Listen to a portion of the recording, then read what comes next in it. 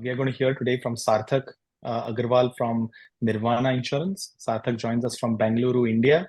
He's a software engineer for working at Nirvana Insurance for a year and a half now. Before joining Nirvana, Sarthak did 2 internships with them. He also and then interned at Samsung Electronics in Bangalore as well as in South Korea. Sarthak has a BTech degree from IIT Delhi. And for those of you not from India, IIT is India's topmost engineering institution. People like Sarthak, Savin have been there, and some of us have aspired to be there, but we couldn't make it. So Sarthak, welcome to Metaflow office hours, and over to you. Thanks, Shri, for the introduction. So I'll just maybe quickly share my screen before I start. Yes, please.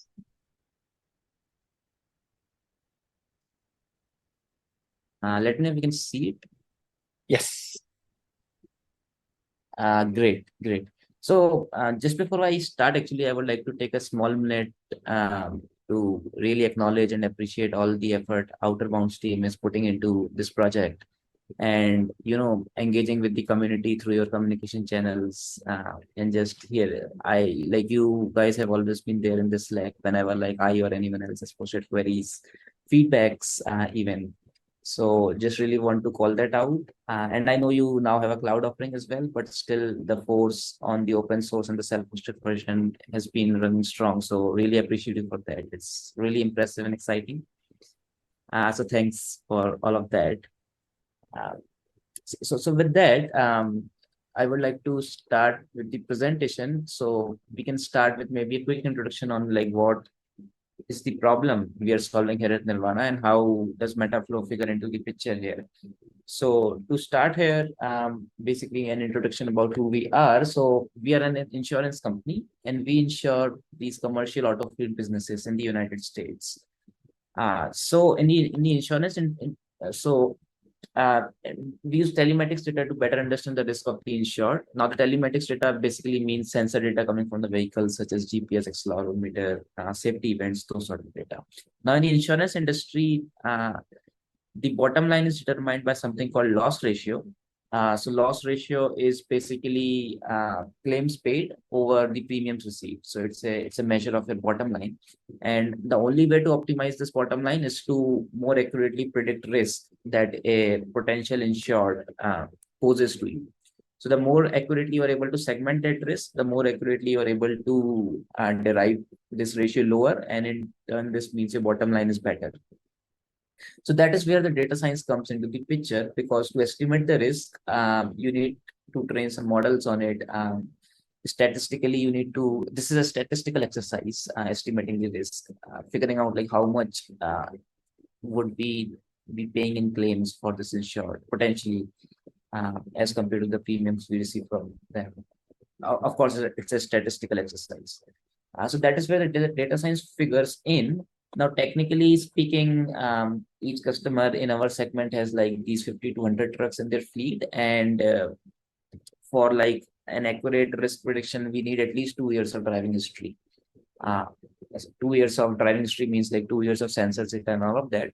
Now, this figures out to be roughly tens of GBs in volume, because telematics data is sampled at a very high frequency at 10 to 30 per minute. So that's roughly 2 to 5 seconds, once every 2 to 5 seconds. So it's actually pretty huge volume data per fleet. And we then need to process this data to generate features such as aggregate miles driven per state or per geographical region. Region could be hour defined, and then maybe radius of operation, how far does the operation of this fleet expand. Maybe things like how frequently do they take sharp turns, harsh brakes, how frequently they speed. So you get the idea. Basically, there could be a large number of features that we may be interested in. And all of these features need to be computed after processing this data, which turns out to be expensive because of the volume. Finally, we have the ML model, which converts these features into a risk score for classifying these fleets. So classification in terms of loss ratio, basically. So the key challenges we are really solving for here is basically automation and scalability. So automation, because we need like very fast turnaround times from the application state. You can hear me, right? Yes, we can. I just was about to type a message. Like, is it Okay. if you have questions, should I like speak about it right away, or do you want to take questions at the end? Yeah. How do you... Please feel free to interrupt me at any time. Yeah, I would Oh, love to hear. that's perfect. So one quick question about Don't kind of sort of tempt him though. He won't stop once he starts. No, I'm kidding. Come on, like don't scare him. Uh, no, so one question about for the for calculating the risk score, like you brought about all these different features that you want to base the model on, and those features are based on data, the telematics data. If a new company is joining you, isn't there like a cold start problem where I'm a new company, I want to join you, but then I may not have that telematics data with me just yet. So how will I give you... Right. So conveniently, United States has this legal mandate that requires trucking companies at least to compulsorily have telematics devices attached to them. Oh, So that really? cold start problem solves itself. So, but then that data is... So if I'm a trucking company and I have a fleet of trucks with me, I have this device attached to all my trucks, and is the data Yeah. recorded and available with me, or is it in some, like, I mean, I don't know, S3 bucket? Like, Good question. Good question. So there are third-party companies which we call TSPs, so telematics service providers. So some of the common names are, for example, Samsara, GoMotive. So these companies basically sell these devices, these sensor devices that these trucking companies buy. And as a part of their offering, they also offer basically a SaaS offering right. for third parties like Nirvana to pull that data on behalf of the customer. So the customer gives us an OAuth consent or some other form of consent that we can then show to their TSP that, hey, we have received permission to pull your data. And that's how we pull the data. Wow. Okay. I was not aware of this. This is pretty cool. Yeah. Yeah. So in terms of like challenges, basically automation and scalability, as I was saying, is the key for us. Automation because the turnaround times need to be optimized. So from the day the customer gives us the consent to pull their data to the day we are able to generate a code for them, a preliminary code at least. And scalability is simply because the data volume per customer is huge. So unless we account for that, we are going to run into very large turnaround time. So both of these are sort of interrelated. Now, because of the nature of the work, these pipelines turn out to be pretty complex and multi-step because there are a lot of features, and some features are like some features require some intermediate features to be generated first, and so on. So this makes orchestration inherently difficult if we are not using any framework. So we cannot just like write a Python notebook and get away with it. We need some sort of like a well-defined orchestration framework that allows us to declare these requirements. And we also, for scalability, we also need to parallelize the computation as much as possible. Fortunately, we see like multiple opportunities here. So you could parallelize the data processing by vehicle, maybe by time windows, those sort of things. So that is where an orchestration framework like Metaflow fits into the picture. But there are a lot of orchestration frameworks. So why we chose Metaflow in particular? So we were looking for basically something which should have a zero or low dependency on engineering. Our data scientist should not have to circle back with the engineer, obtain like permissions or depend on engineering team for anything, either deployments, management, writing. So we wanted to make it as self-serve as possible. Writing pipeline should be simple. We don't want to spend too much time onboarding data scientists on like our own bespoke framework. So we wanted it to be simple to onboard.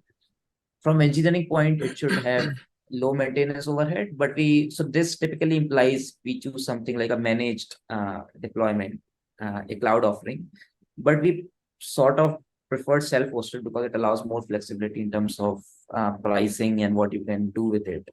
So Metaflow sort of ticked that box that it's easy to deploy and also self-hosted.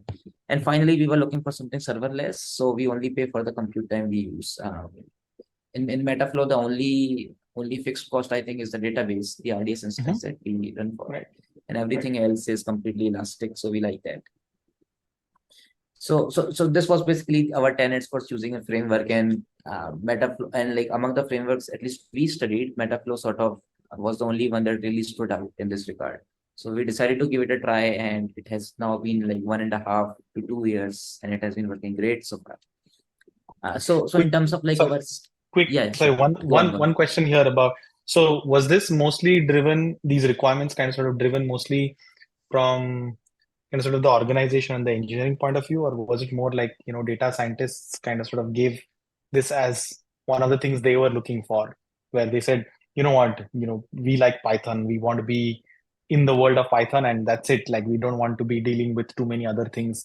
It should be simple, it should be straightforward. I guess self-hosted or not, maybe they may or may not care. I don't know. But right, like what? Right. Yeah.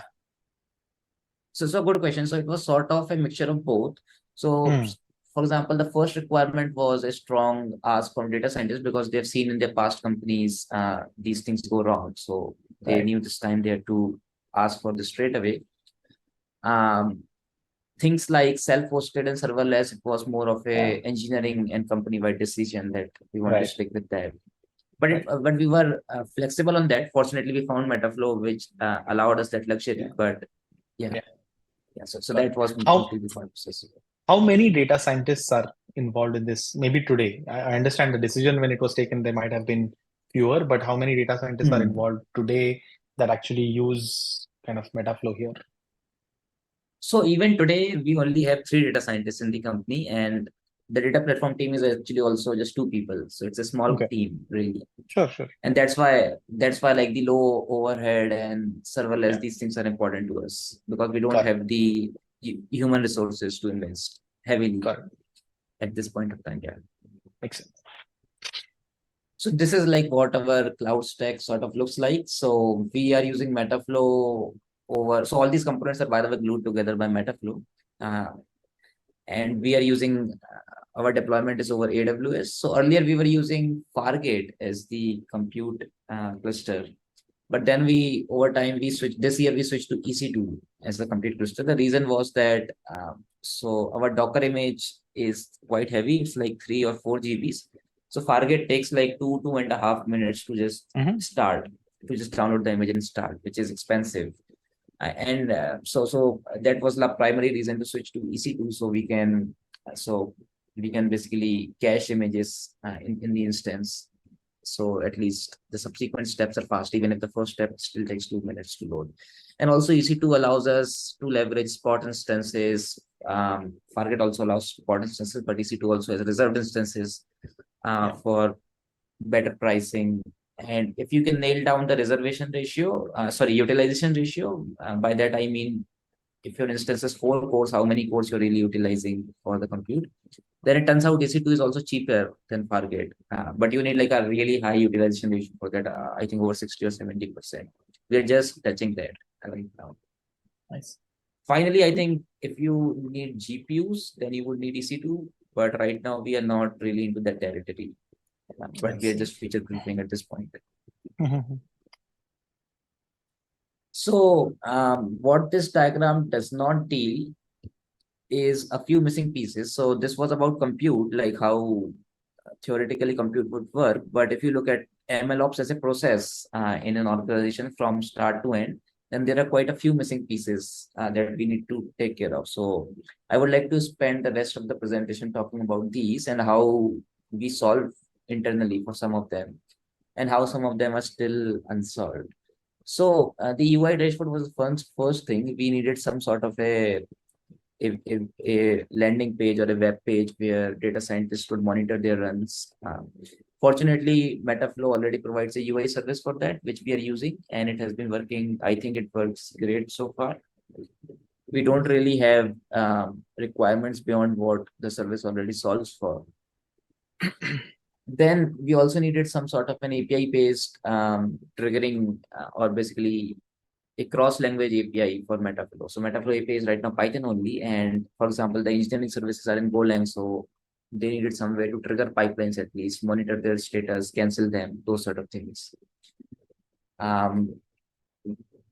Deployments was the other aspect. So when you have multiple flows, deployments get slightly tangled. And especially if you're looking for continuous deployments, then you need some sort of automation and reliability there, rather than just using the CLI. Telemetry, so Metaflow by default does provide, the UI dashboard does provide some monitoring, like looking at the time it takes for each step to run. But like more stuff like looking at the memory requirements of the step, how much memory the step takes, or just analyzing the time taken by step over some other dimension, such as input size or the deployment version, those sort of things is something we wanted to look at as well. These are more the 5, 6, and 7. These are more of a wish list from Metaflow, and we are like working on these internally as well. So maybe some sort of a caching support. So once a flow is run and it has computed some artifacts, if you rerun the flow, why do we need to recompute those artifacts again? Assuming we only use Metaflow's artifact store and not some third-party store, how can we do it today? The subflows is also an important for modularization. I will talk about it, why we need it. And finally, garbage cleaning old artifacts and data. So our Metaflow bucket is already hundreds of terabytes, and we don't want it to run more than that. So maybe some sort of garbage cleaning. Yeah. So I'll talk about it one by one. So first, the API. So nothing out of the box, I think, in the core. So we decided to write our own gRPC service in Python that exposes this API as gRPC for the teams to use it. So this part is simple enough, right? You just write a gRPC wrapper over the API.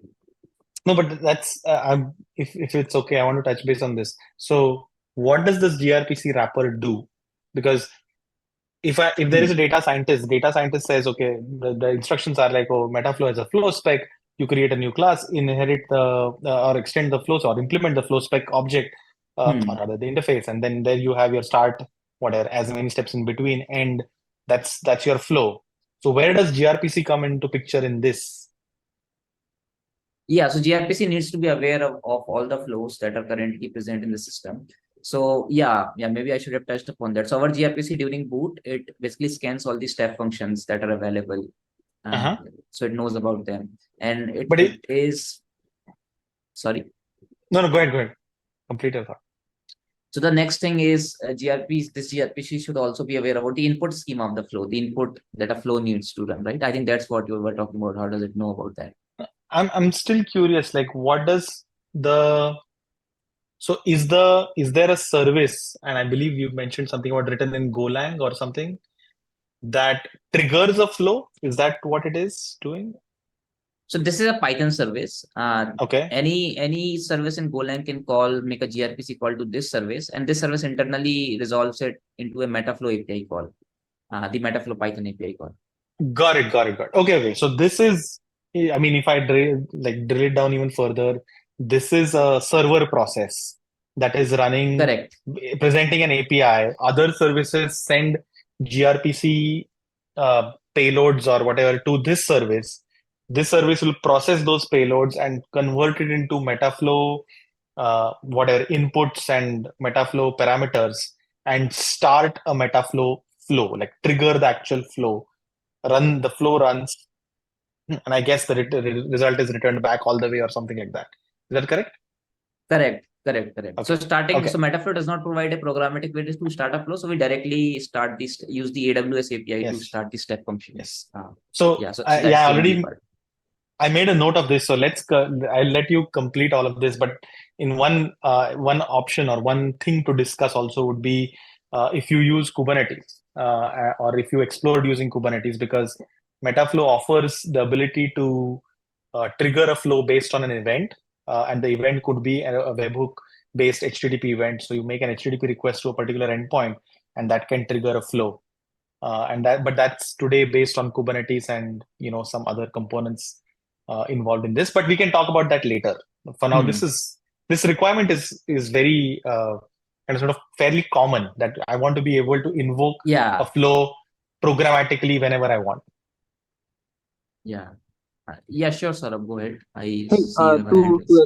To extend that question that Sri just asked, do you have use cases where you want to run your flows at a cadence, or is it always that there is some upstream event triggering that happens that you then want the flows to trigger on, which Right, you right. We more don't common we in don't your need scheduled domain? flows. Yeah, we don't need scheduled flows. Yeah, only the upstream events that trigger flows. Got it. Got it. Okay. Thank you. Yeah, and even if we need scheduled flows, the way it works is that we have a scheduler in Golang, so that basically generates an upstream event to call it. So it's automatically solved for the scheduled flows. Makes sense. Thank you. Yeah, yeah. So I will touch more upon this, but this is really not simple enough as this, because as soon as you have an API, you get contracts. So now you have a responsibility to some other team to enforce it, right? Your data scientist Yes. can no longer like make arbitrary changes to flows input schema, introducing like new required inputs or changing type of some input, because that is going to break some other service. So as soon as you have API, you have these contracts. So you need some way to enforce these contracts in a formal way, in a more responsible way. So what this means essentially is that flow inputs and the gRPC message that our API layer is receiving, they should be translatable. And this translation should always be possible. It should not be possible that a flow input is changed and now gRPC message can no longer be translated to that flow input. So our solution for this is that so by the way, before I touch upon this, one way could be that you ask data scientists to also write protobuf messages along with the flow. So now they have more responsibility. They ensure that they write protobuf files, the flow files, and keep those in sync. But we wanted to keep the overhead low. So what we decided was that we will ask data scientists to just write one thing, which is YAML specification for flows input. So this is like, this image shows how it would look like. So you would describe the inputs to the flow, the source code of the flow, and whether the parameter is required or not, what's the type that you expect from it. We also introduce some custom types. So here at the bottom, you will see a type of S3 path. So this is a custom type that is internal to Nirvana. So it just means S3 pointer, essentially. Yeah. So they write this YAML specification, and then we write a utility to generate proto files as well as Python stubs, both from this specification alone. So that way, both of these automatically remain in sync, and we can have basically checks in CI to verify that this constraint always upholds. So you cannot basically edit the protobuf file or your Python file manually without breaking the CI. And as long as Sorry, has it happened that someone made a change to the flow but forgot to change the YAML file? So from the starting, we sort of added the CI check. So by design, it has never happened. Yeah, it was not an afterthought. Yeah. But it also, it's the same as like, there are two sources of truth, and keeping them in sync requires some sort of like, process level, safeguards or guardrails in place to make sure that, I see this input has whatever, this flow has these inputs, and how does it compare? So makes sense. But good that you have YAML, because YAML is certainly simpler to do than having to kind of sort of write protobufs and then run the compiler and all that stuff. Yeah. So that's why we went with YAML, and our utility can generate proto from it. Correct. And one more important thing that the utility does, it expressly forbids breaking changes to the schema. So you cannot add a new required parameter after the initial deployment. You cannot change the type arbitrarily. Those sort of things. Deleting a parameter is okay because we don't consider it as a breaking change. But there are going to be breaking changes, right? You cannot really disallow breaking changes altogether. So that's where we introduce versioning in our systems. So flows can have versions.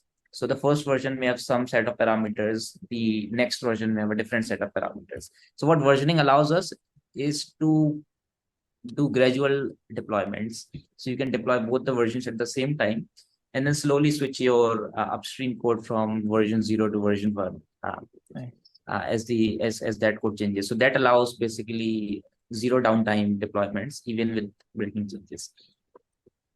So I am now going to touch upon versioning and deployment. So this whole discussion is now going to lead into how we deploy flows here. because it's interrelated. So we needed to allow for multiple versions to permit gradual rollout. And for that, we just use this project and branch name feature of Metaflow to, so one version could look like ds.v0.flow name, version could look like ds.v1.flow name. So in step function, basically, the step function name would look like that. From the deployment setup, that resulted in a couple of requirements. So this reliability is more of a good to have. So deploy if and only if necessary. So if you have multiple flows, you don't want to manually look at which flows need to be deployed. You just want to say deploy and should automatically figure out which flows need redeployment based on whether their source code has changed or not. Versioning, so you should allow multiple versions to coexist at the same time. It should be safe. So you should not allow deployments if there is a breaking change in the input schema. And this should be like by design. So even by accident, it should not be possible to deploy a flow in such a manner that it permits breaking changes. And it should be correct in the sense that there is some notion of expected state and there is some notion of the present state of the system. And if there is some diff between those, you should correct it. So if I expect some flow to be deployed, but it's not deployed, then this tool should take care of it. It should change the current state of the system to match the expected state of the system. So we wrote this tool and we call it Teraflow because it's sort of inspired by this open source tool called Terraform. So Terraform, I'm sure some of you might know about it. It's like for managing cloud infrastructure as a code. So how it works is basically that we maintain the spec file, the same spec file that I showed earlier, the flows.yml file, and it describes the expected state of the system, like all the flows and all their versions along with their input schema that are expected. And it maintains a state file in S3, which describes the last applied state of the system. So similar to how Terraform does it. So once you deploy, it will note down which all things are deployed and it will persist it in S3 for bookkeeping. Now, the diff between the state file and the spec file represents unapplied set of changes. So if you make a change to your local spec file, which is checked into the repository, you are basically making some declarations or some changes to the expected state of the system. So this diff between the expected state of the system and the current state of system as proxied by the state file, this represents the unapplied changes that you need to account for. So first we verify that these unaccounted changes should be legal. So illegal changes, we right away block the PR. Your PR is not going to be merged if it contains illegal changes like adding a new required input parameter to a flow. Those sort of things. And once like you are ready, the deployment is simply calculating this diff, applying it to AWS through the Metaflow CLI. So Metaflow step functions deploy CLI, and then again writing back to S3 your applied state. Optionally, we can also detect drifts here. So what can happen is the S3 state file and the step function state can drift, but we are not doing that right now. Assuming like no one changes step functions manually. But one question here. So you mentioned about rejecting diffs that contain illegal changes. So illegal changes would be one where you added, let's say, the new required parameter. So you added the new required parameter, but your YAML doesn't have that. That's an illegal change, right? You added it to YAML. So but a it's not flow was already deployed. Yeah. No, illegal changes, you cannot add a new required input parameter because that is a breaking change to the schema.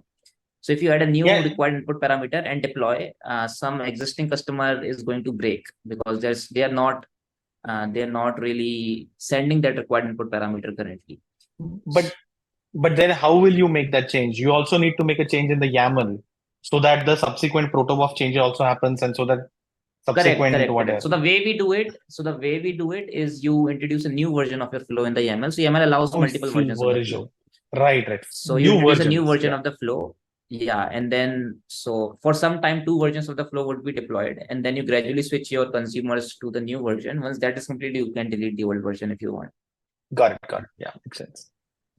Yeah, so that's how we do it. So this is like how Teraflow looks like. So in the first line, it says this flow will be deleted. We don't allow redeployment to deleted flows.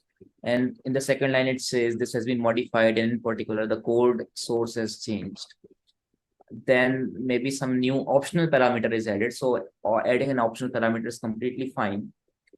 And in some other case, I made a required parameter to optional. That is also fine. It's not breaking change. And then lastly, some new flow is going to be deployed. So these are like all the changes that can happen. And in one go, it will apply all these changes to the AWS and also update the S3 file. Got it. Yeah, so basically summarizing on versioning. So no breaking changes guaranteed by design, which means API contracts are always up ahead. And if you really wanted to do some breaking change, we do a gradual rollout, like add a new version, deploy it, switch consumers, and then delete the older version. So that's really about the deployments and the versioning part. I am now moving to telemetry, but if anyone has questions. Cool. Any question? Yeah. Go ahead. So as I was saying, UI dashboard does show like time taken, and it's actually a very, very nice timeline view, which we like. But we need more metrics. So like memory, network usage, we need to see where the flow is getting bottlenecked. Is it the network bandwidth? Especially if you're running on EC2 instance, right? The same instance could be running multiple steps at the same time. And now you don't know if the bottleneck is the CPU or the instance or network bandwidth of that instance. And we also need to like observe the distribution of metric along maybe like some user-defined variables. It could be the deployment version, the size of the input data set. We wanted to study those. So what we did was we basically created our own user space decorator, which wraps the default @step decorator with some telemetry wrappers. So we are using open telemetry for it. Nice. But the problem really is that it needs some onboarding of data scientists on using open telemetry. So we don't really see much usage of this feature beyond the default metrics, system level metrics that we provide by default. Why do you need data scientists to, because they have to install open telemetry on their laptops and stuff? Is that? No, they have to actually export metrics. Correct. Right? Correct. Yeah, of course. Yeah. Yeah, so that exporting is not really, they don't really like that. At least the interface that we have come up with, that's not really ideal maybe for them. So yeah, so the default metrics like memory and all we get, and we tag it with things like flow name, step name, deployment version, those sort of things. But we need more than that right now. Yeah. So caching and Subflow is the other thing I wanted to touch upon. So I know that Metaflow already has this resume functionality, which is good, but we like to reserve it for debugging sessions because of like its inherent design and properties. So for example, the flow input immutability, when you are resuming, you have to resume the same flow input. And it's really more intended for failed flows. You can like resume a failed flow after fixing some changes or those sort of things. In maybe like other organization use cases differ, but in our use cases where there are like very large feature generation pipelines which are processing huge amounts of data, we for the same customer we want to run pipeline again after 1 month. So we have 2 years of data plus now 1 additional month of data. What we want to do is only process that additional 1 month of data and use the cache results for the last 2 years of data. So that's sort of where our requirements come from. So we observe that a slight change in flow input, in this case, 1 additional month of data, need not require a full rerun, right? Most of these steps could benefit from the use of data from the previous run, if possible. So we have this unimplemented proposal to solve this problem completely in user space. So without like making any native changes to Metaflow. So what we were thinking is we could introduce this Postgres table such as like flow name, run ID, task ID, and this cache key. So what these steps, the Metaflow step could then look like is it could first quickly compute the cache key from the input. Maybe it's like the SHA of inputs, or maybe it's like the current deployment version, those sort of things. And then check this Postgres table for the cache key. And if basically the cache key is found, just copy the artifacts from, so the table will already tell you which task computed that artifact. So just copy the artifacts from the task using the Metaflow Python API. And that's it. You just yield from the step. If not found, then you do the business as usual and then write back to Postgres table upon success. So that was our sort of small idea for adding caching. So basically the way to the requirement essentially is if the source code did not change, if the data did not change, then reuse cached results. Else, Correct. actually go ahead with the computation.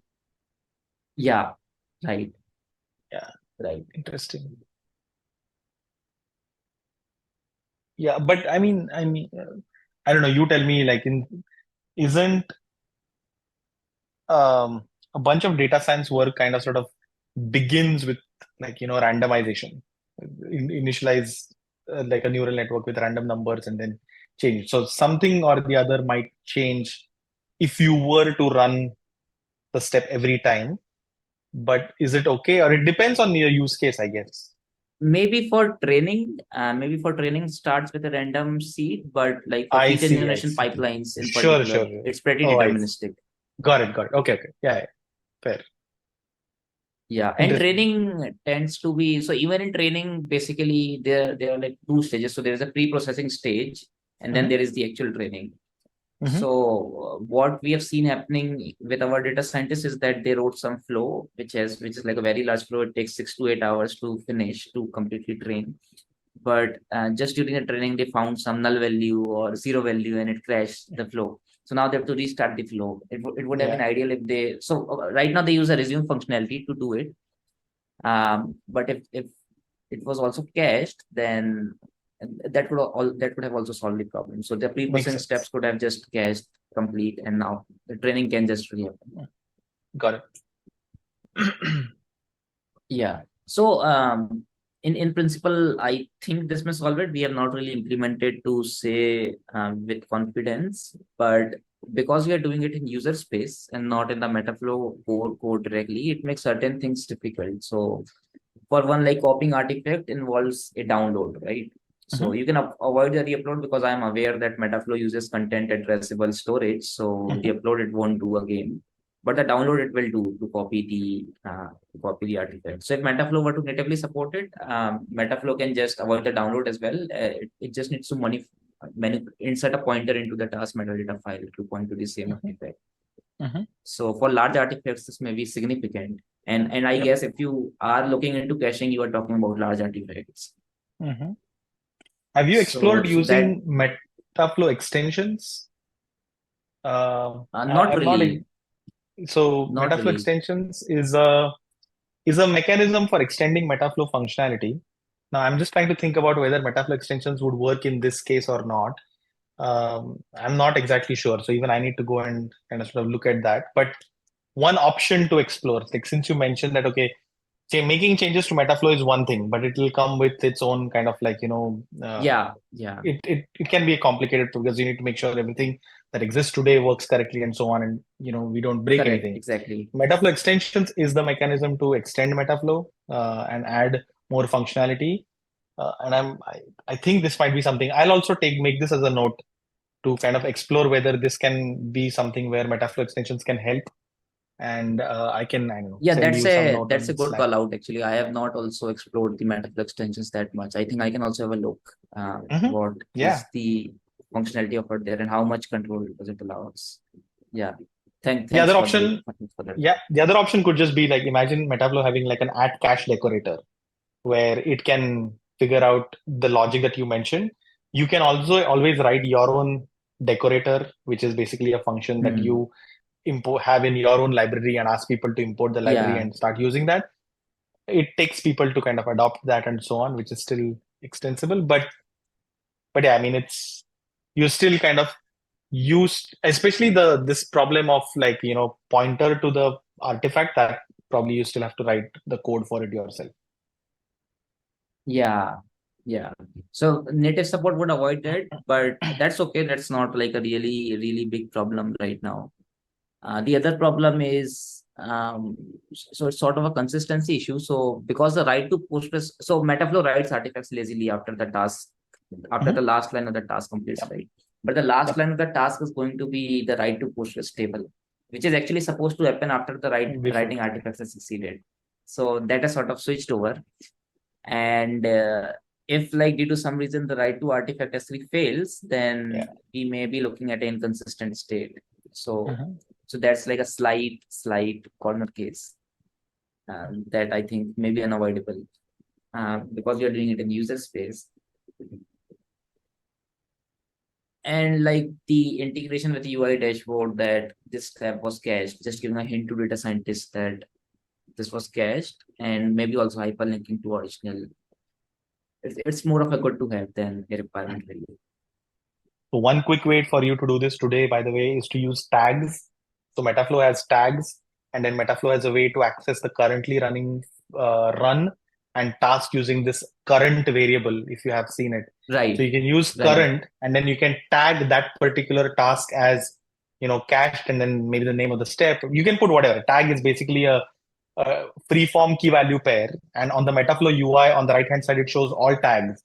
So you can see the tags for a particular flow. So you could just add, that could be one way to solve for this today itself. Like, of course, there could be other improvements, but so you can use tags we use tags, but we use them at a flow level. Are the tags also available at a task level? No, as I was thinking, you can still tag it at the flow level, but use the name of the step or the task ID and say that, okay, cached task ID equals name of the task or something like that. Or task ID. I see. So it's still flow level, but you can say, given a flow, you can say that, okay, this flow, in this flow, there were, let's say, 20 tasks, but I see like names of 4 tasks as cached. So I know that these tasks were cached, so on, and something like that. I see. Yeah. That's certainly one way to do it. Yeah. But if you have like a very large number of, so if there is like a fan out step, then that may be slightly problematic. And when we have fan out steps on like fan out on vehicles or sort of things. Correct. Fair.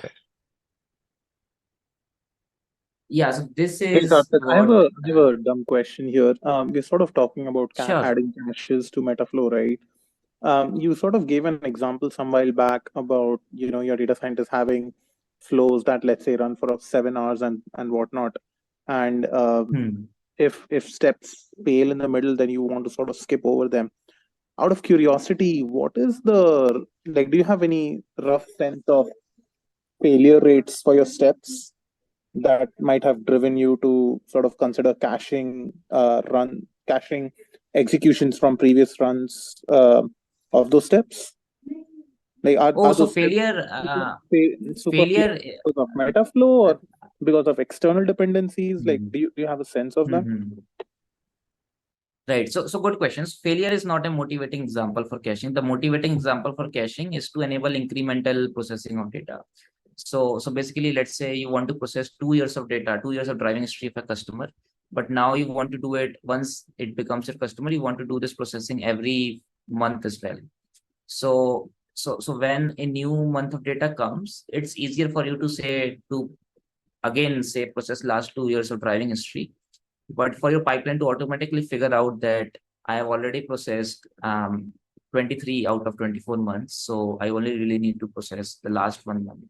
Really. So that is what we need caching really for. The failure failure is another example, but as I said, that is actually also solved from the resume functionality that data science already use currently. So it's not really that much of a motivator here. Got it. Makes sense. Thank you. Yeah. So incrementality is what we are really keen for here. So related to caching, the other topic is really subflows, and this is the synchronous one. I know we have landed a support for asynchronous one, but that is for agro workflows, I think. Yeah.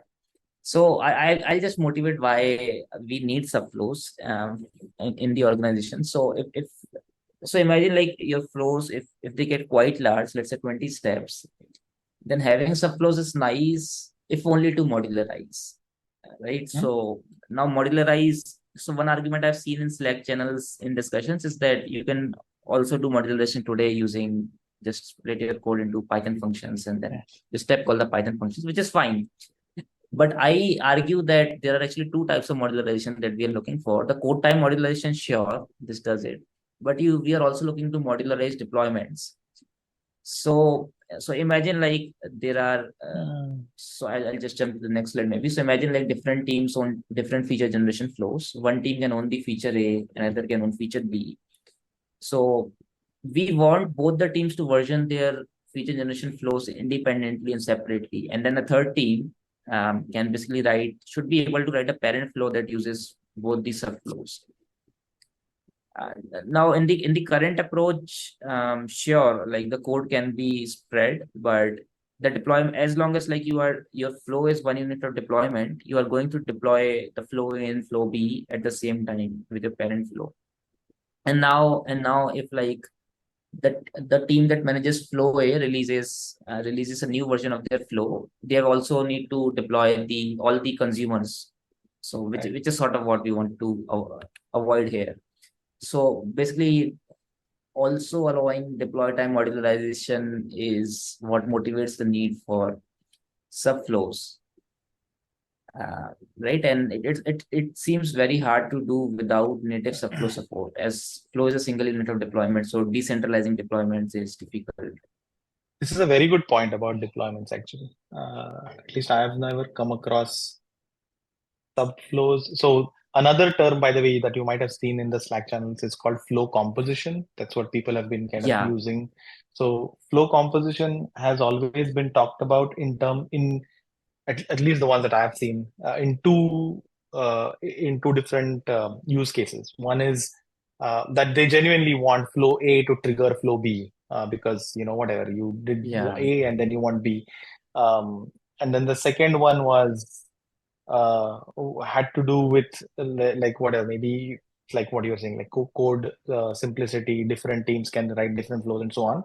But now if you add CI/CD systems to this, and then now you're talking about kind of sort of contracts because of automated triggering of flows. Now you have to kind of, it's essentially you have a split brain problem if you only deploy one flow which has a change but the other one has not, and so on and so forth. So that's a good point. It's a good point. Cool. Yeah, and I think there are a lot of bonus benefits if we do subflows. For example, telemetry can then be done at these subflow levels. Right. Instead of so step may be too fine grained. So in the current Metaflow architecture, there is flow, there is step, and then there is step, right? Yeah. So in like large flows, there is a logical group of steps that you want to study together. So subflows allows you the flexibility. So there's a flow, there is a subflow, and then there is a step. Got it. I have a question here. So in this concept of subflows that you're referring, the parent flow, let's say, I think in your example you call it the parent flow, flow A and flow B as the child flow, or like I don't know if child flow is the right term, but do these flow A and flow B sort of logically always live next to the parent flow, or can they like live in separate housed in separate repositories and are version controlled independently of the parent flow? The reason I asked that question is I'm wondering if you could possibly use like, if flow and flow B could be versioned independently of the parent flow, then can you think of them as independent libraries, and then you could version them as Conda libraries or PyPy libraries and whatnot. So that's kind of the thing in my head.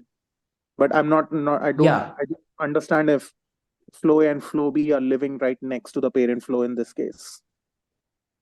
So good question. In terms of code, they don't have to really live next to each other. I think you are right that they can be separate repositories, maybe third-party packages. But in terms of deployments, I think they have to live next to each other. Because ultimately, when you trigger parent flow, you want flow A and flow B to get executed. So someone has to deploy flow A and flow B as well. So maybe Metaflow does it automatically. When you say deploy parent flow, maybe Metaflow figures out that this flow has dependency on these two flows, and it also automatically deploys them.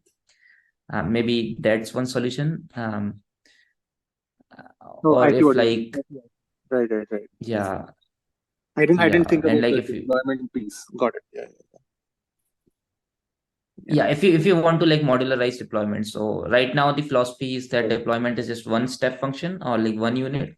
So then this question does not even arise. So for example, the flow composition avoids this problem altogether, because once you compose the flow, it's a single unit of deployment. You just deploy it in one go. Yeah, makes sense. Thank you. Yeah, good question. Thanks. I think that's really all the slides I had this time. Yeah, this is incredible, man. Really, really good. Like, I think you guys have done great job of kind of taking Metaflow and kind of looking at how you want to make it work for a system that you want to build and solves your problems, and then being able to systematically take step-by-step actions to make that happen. So whether it is API driven, caching, observability, step by step, really good work.